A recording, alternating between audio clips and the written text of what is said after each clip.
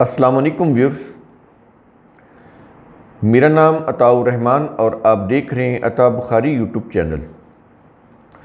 قرآن کریم کی مسلسل ایکسپوزیشن کے سلسلہ میں آج ہم سورہ النساء کی آیت نمبر 114 کی ایکسپوزیشن کریں گے۔ اس آیت میں منافقین سے متعلق بات کی جا رہی ہے، ان کی سرگوشیوں سے متعلق بات کی جا رہی ہے، اور بتایا یہ جا رہا ہے کہ صدقہ کیا ہے، اچھے کام کیا ہیں، صدق پر مبنی کام کیا ہیں جو کرنے چاہیے، جس سے معاشرے کے اندر کوئی بھلائی ہو سکتی ہے۔ تو بڑی ہی اہم آیت ہے آج کے ان حالات میں۔ قرآن کریم کے جتنے بھی یہ ضابطے ہیں، یہ کتنا قدیم کلام ہے، لیکن آج بھی اگر اس کے ضابطوں کو آپ غور سے سمجھیں، سنیں، تو ایسے لگتا ہے جیسے آج کے دور کے لیے یہ قرآن آیا ہے۔ یہ ہے قرآن کا اعجاز۔ ہر دور کے اندر یہ ایسے لگتا ہے جیسے ابھی یہ اس دور کے لوگوں کو سمجھانے کے لیے آیا ہے۔ یہ ٹھیک ہے کہ اس کے اندر ہسٹوریکل ایونٹس ہیں کچھ مختصر سے، وہ بھی اپنے قوانین ضابطوں کو سمجھانے کے لیے ہیں، قصہ گوئی کے طور پر نہیں ہے۔ تفاسیر کے اندر تو ان کے پھر قصے بنائے گئے نا، لوگوں کی توجہ پھر وہ جو تفاسیری قصے تھے ان کی طرف چلی گئی، ان کو بڑے الف لیلوی اور بڑے پرسحر قصوں میں ان کو مبتلا کر دیا، جو قرآن کے اصول ضابطے تھے ان سے ان کو دور کر دیا۔ تو یہ پھر قرآن جو ہے اس سے قوم دور ہوگی اور اس کی یہ حالت ہوگی جو آج ہے۔ یہ ہوا ہمارے ساتھ تفسیری قصے کہانیوں سے، یہ کچھ ہم بن گئے کہ ساری دنیا سے پیچھے ہیں، ساری دنیا میں ہم ذلیل و خوار ہیں، حالت جہیم میں۔ تو شروع کرتے ہیں آج کی آیت 114۔ کیا یہ رہا ہے کہ لا خیر فی کثیر من نجواہم، ان منافقین کی بہت سی سرگوشیوں میں کوئی بھلائی نہیں ہوتی۔ اب یہ دیکھیں، ایک تو منافقین ہیں، پھر ان کی سرگوشیاں ہیں۔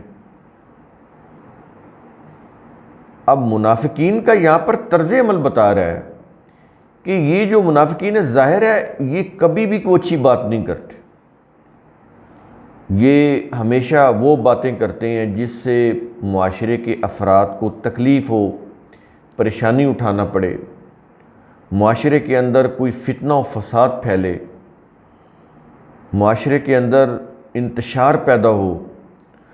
اب ظاہر ہے کہ اس طرح کی مینٹیلٹی کے لوگ وہ علل اعلان تو ایسی باتیں نہیں کریں گے، ایسے عزائم کو اپنے جو اندر ان کے چھپے ہوئے عزائم ہیں وہ باہر لوگوں کے سامنے تو نہیں بیان کریں گے۔ اس طرح تو وہ پھر اوپن ہو جائیں، ایکسپوز ہو جائیں۔ وہ پھر اس چیز اپنے جو بھی ان کے اندر جو عزائم ہوتے ہیں، برے عزائم، ان کو چھپانے کے لیے وہ پھر کیا کرتے ہیں؟ وہ علیحدگی میں سرگوشیوں میں باتیں کرتے ہیں۔ جو بھی منافقین گروہ ہے آپس میں، وہ جب تنہائی میں اکیلے ہوتے ہیں، مومنین سے علیحدہ ہوتے ہیں، کوئی اور ان کو دیکھ نہیں رہا ہوتا، رات کی تاریکی ہو یا دن کا کہیں کوئی ایسی دن میں ایسی کوئی جگہ ہو جہاں پر ان کو کوئی دیکھ نہ رہا ہو، سن نہ رہا ہو، تو وہ پھر اس وقت جو آپس میں گفتگو کرتے ہیں تو وہ ان کی جو سرگوشیاں ہوتی ہیں ان میں کوئی اچھی بات نہیں ہوتی۔ ظاہر ہے جو لوگ اس طرح سے گفتگو کرتے ہیں تو وہ کسی اچھے مقصد کے تحت تو سرگوشی نہیں کرتے۔ جن لوگوں کی گفتگو صحیح ہوتی ہے، بہتری ان کی باتوں میں بہتری ہوتی ہے، وہ تو عام پبلک میں بھی وہی بات کریں گے، کیونکہ وہ سب کو اچھی لگتی ہے کہ یہ بات اچھی ہے، ہاں ایسا ہونا چاہیے۔ تو اس لیے قرآن کریم یہ بتا رہا ہے کہ منافقین چھپ کر سرگوشی میں باتیں کرتے ہیں، اس لیے ان کی باتوں میں کوئی بھلائی نہیں ہوتی، کوئی اچھائی نہیں ہوتی۔ اور آگے کہہ رہا ہے، کہتا ہے ایک تو یہ ہے نا کہ یہ جو منافقین ہیں، اور اب ان کے مقابلے میں دوسرے لوگ آگے جو منافقین نہیں ہیں، جو کھرے لوگ ہیں، صاف گو لوگ ہیں، واضح لوگ ہیں، اچھے لوگ ہیں۔ اب قرآن کریم اس گروہ کی بات کر رہے ہیں، کہتا ہے کہ الا من امر بصدقۃ، سوائے اس شخص کے جو صدقہ کا حکم دے۔ اب منافقین ایک طرف ہو گئے، منافقین کو اس نے شروع میں بے نقاب کر دیا کہ یہ ان کی مینٹلٹی ہے۔ اب آگے بات ہو رہی ہے جو منافقین نہیں ہیں، جو اچھے ذہن کے لوگ ہیں، جن کے ذہنوں میں لوگوں کی بہتری ہوتی ہے، اچھائی ہوتی ہے، اب قرآن ان کی بات کر رہے ہیں۔ اب یہاں پر صدقہ، یہ صدقہ کا لفظ آ گیا، اسی سے صدق ہے، صدق سچائی، سچی باتیں، سچے کام جن میں سچائی ہو۔ تو کہتا ہے کہ سوائے اس شخص کے، یعنی ان کو تو چھوڑو نا منافقین کو، آگے اب بات ہو رہی ہے کہ جو صدقہ کا حکم کرے، صدقہ کا حکم دے کہ صدقہ کرو، سچائیاں اختیار کرو، یہ ہے صدقہ۔ اب ہمارے ہاں صدقہ کیا ہوا؟ ہمارے ہاں وہ کالا بکرا اور اس کی سری اور اس کو پھر سر کے اوپر ایسے وارنا گول گول اور پھر اس کو غریبوں کو دے دینا، یہ سمجھنا کہ جس کے اوپر واری ہے اس کی بیماری اس گوشت میں چلی گئی، جانور کے گوشت میں، اور آگے وہ پھر ان کو ٹرانسفر کر دو جو کوئی غریب غربا ہیں۔ یہ ہے صدقہ کا تصور، یہ ہندوؤں سے آیا۔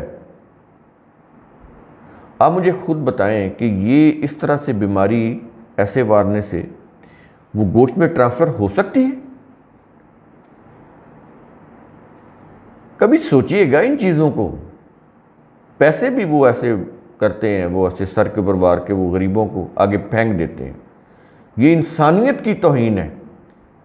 یہ جو صدقہ ہے، مروجہ صدقہ جو مذہب نے دیا، یہ انسانیت کی توہین ہے۔ اور پھر روایات وضع کی گئی کہ رسول ایک عورت کے گھر گئے اور وہاں وہ عورت گوشت بھون رہی تھی، تو رسول کو گوشت بڑا پسند تھا، ان کو گوشت کی خوشبو آئی، تو انہوں نے کہا کہ یہ گوشت مجھے بھی کھلاؤ۔ اس نے کہا یا رسول اللہ یہ تو صدقے کا گوشت ہے۔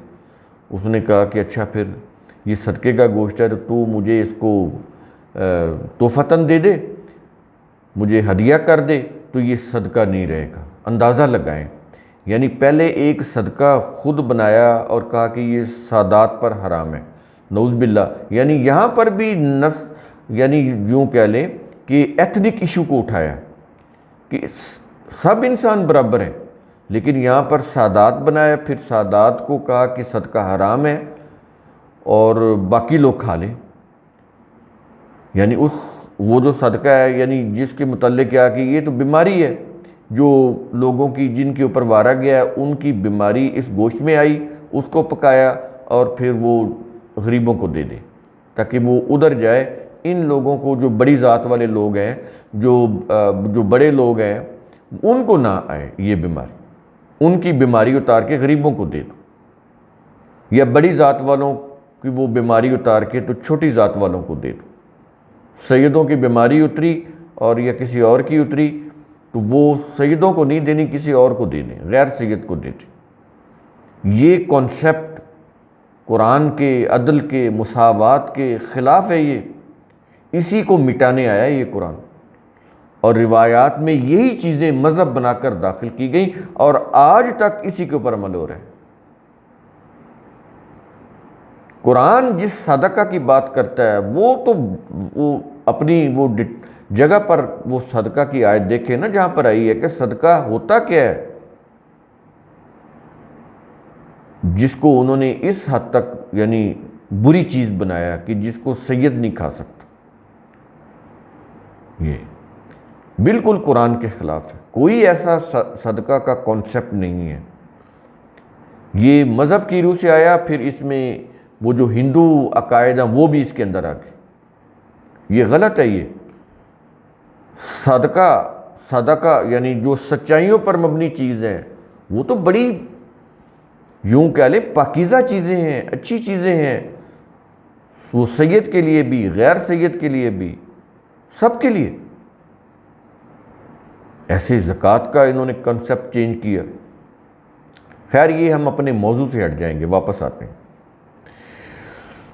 تو کہتا ہے کہ سوائے اس شخص کے جو صدقہ کا حکم دیتا ہے، اچھائیوں کا حکم دیتا ہے، صدق پر مبنی اچھی چیزوں کا حکم دیتا ہے، یہ ساری اس میں آ جائیں گے. قرآن کریم نے اس صدقہ کے مصارف بتائے ہیں. تو مسافروں کو دینا، ایسے جو حکومت کے عاملین ہیں جو صدقہ کی کلیکشن کرنے والے ہیں ان کو بھی تنخواہ دینا اس میں سے. تو اس میں سے وہ کنسپٹ جو مذہب نے دیا بالکل قرآن کے خلاف. یتیموں کو دینا، مساکین کو دینا، ضرورت مندوں کو دینا، یہ سارے اس کے اندر آ جاتے ہیں. کسی مظلوم کو اس کی جو کوئی قرض میں پھنسا ہوا ہے، کوئی تاوان ہے، دے کر چھڑانا کسی کو، یہ سارا یہ صدقات کے اندر آ جاتی ہیں چیزیں، جس کو مذہب کی روح سے اس قدر بنایا گیا کہ یہ سید پر حرام ہے. بالکل قرآن کے خلاف ہے. تو اچھی چیزیں، صدق پر مبنی چیزیں، وہ اس کا حکم کرے، اس کا حکم دے. اور آگے او معروفن، یہ دوسری چیز آگئی. پہلی چیز صدقہ، دوسری چیز او معروفن، یا معروف کام کا حکم دے. اب یہ منافقین کے مقابلے میں آ رہا ہے کہ یہ جو منافقین ہوتے ہیں جو بری باتیں پھیلانے کے لیے سرگوشی کرتے ہیں، ان کے مقابلے میں اب قرآن صدقہ کا حکم لا رہا ہے اور معروف کام کرنے کا حکم لا رہا ہے. یا معروف کام کا حکم دے. یہ دو چیزیں ہوگی. تیسری چیز او اصلاح بین الناس، یا لوگوں کے درمیان اصلاح کرنے کا حکم دے. اب یہ تین چیزیں ہوگی: صدقہ، معروف بات یعنی اچھی بات جو دستور کے مطابق ہو، قاعدہ قانون کے مطابق ہو، جس کو سب لوگ اچھا سمجھتے ہوں، قانون کے مطابق ہو، ملکی دستور کے مطابق ہو. اور تیسری چیز اصلاح بین الناس، لوگوں کے درمیان اصلاح کا حکم دے. تین چیزیں ہوں گی. اب یہاں پر قرآن کریم یہ تین چیزیں بیان کرنے کے بعد صدقہ، معروف بات اور اصلاح بین الناس، لوگوں کے درمیان اصلاح، یہ تین چیزیں بیان کرنے کے بعد کہتا ہے وَمَن يَفْعَلْ ذَلِكَ، اور جو شخص یہ کام کرے، یہ جو تین کام بتائے ہیں قرآن میں، یہ کام کرے اور اس کے علاوہ کیا کرے؟ ابتغاء مرضات اللہ، اللہ کی رضامندی تلاش کرنے کے لیے کرے، کسی ذاتی فائدے کے لیے نہ کرے. صدقہ یہ جو کسی کو، یعنی کسی یتیم کو، مسکین کو، ضرورت مند کو، مسافر کو، جس کے پاس سامان زیادہ راہ نہ ہو، اس کو دے، تو لیکن دے اپنے کسی فائدے کے لیے کہ لوگ اس کے گن گائیں، یا یہ اتنا پاپولر ہو جائے کہ جو چاہے کرتا پھرے، کوئی اس کو پوچھے ہی نہ. یہ ہے نا یہ چیزیں اس طرح سے معاشرے کے اندر لوگ خود کو طاقتور بنانے کے لیے، اپنے بڑے بڑے پریشر گروپ، اپنے جتھے مضبوط کرنے کے لیے وہ اس طرح کی چیزیں بھی کرتے ہیں. یہ جو بظاہر رفاہ عامہ کے کام ہوتے ہیں یا فلاح و بہبود کے کام ہوتے ہیں وہ کرتے ہیں. یہاں پر قرآن کریم کیا کہتا ہے کہ ابتغاء مرضات اللہ، اللہ کی رضامندی کی تلاش کے لیے، ذاتی مفاد کے لیے نہ ہو. یہ بہت ضروری ہے.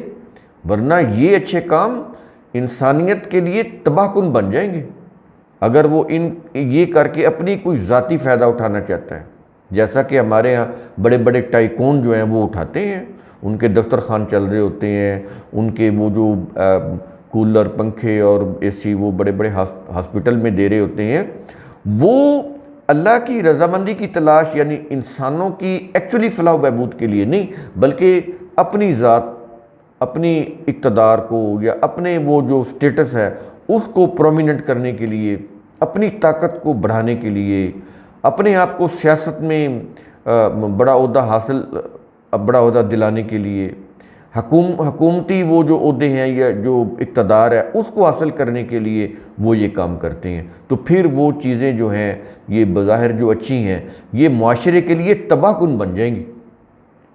بڑی قابل غور ہیں، قرآن کا ایک ایک لفظ انتہائی قابل غور ہے۔ تو اللہ کی رضامندی تلاش کرنے کے لیے ہو، ذاتی مفاد کے لیے نہیں ہو۔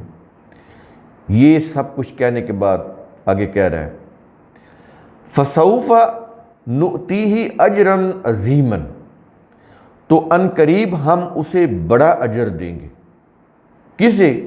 جو صدقہ کرے، جو معروف کام کرے، یعنی ان چیزوں کا حکم دے، یا لوگوں کے درمیان اصلاح کرے اور اس کا حکم دے۔ یہ تین چیزیں قرآن نے کہی ہیں، اور پھر یہ جو تین چیزیں ہیں یہ اپنے ذاتی فائدے کے لیے نہیں بلکہ اللہ کی رضامندی کو تلاش کرنے کے لیے۔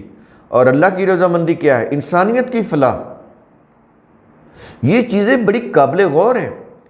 اللہ کی رضامندی، انسانیت کی فلاح، تو انسانیت کی ایکچول فلاح کے لیے، اپنے ذاتی مفاد کے لیے نہیں کہ اس سے اپنا کوئی ذاتی فائدہ اٹھا لے اور کوئی ملکی اقتدار یا ملکی اداروں میں کوئی اہم عہدہ حاصل کرنے کے لیے، یا ملک کی کیبنٹ جو ہے، جو قانون ساز ادارہ ہے، اس میں شامل ہونے کے لیے، اپنے آپ کو سینیٹر بنانے کے لیے، یا ایم این اے یا وزیر بننے کے لیے، یا اس طرح کی ہیں نا یہ چیزیں وہ کرتے ہیں، تاکہ وہ پھر ظاہر ہے جب حکومت میں آئیں گے تو جو چاہیں کریں، جتنا مرضی وہ اپنے کاروبار کو جائز ناجائز طریقے سے وہ بڑھائیں، کوئی ان کو پھر پوچھنے والا نہیں ہوتا۔ اس سے معاشرے کے اندر بگاڑ پیدا ہوتا ہے۔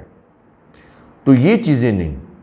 اللہ کی رضامندی کیا ہے؟ انسانیت کی فلاح۔ تو صرف انسانیت کی فلاح کے نقطہ نظر سے اگر یہ چیزیں کریں گے تو پھر یہ فائدہ مند ہوگی۔ تو قرآن کریم کا اصول ثم تفکروا، اس کی روح سے آپ خود بھی سوچا کریں، سمجھا کریں، غور و فکر کیا کریں۔ شکریہ۔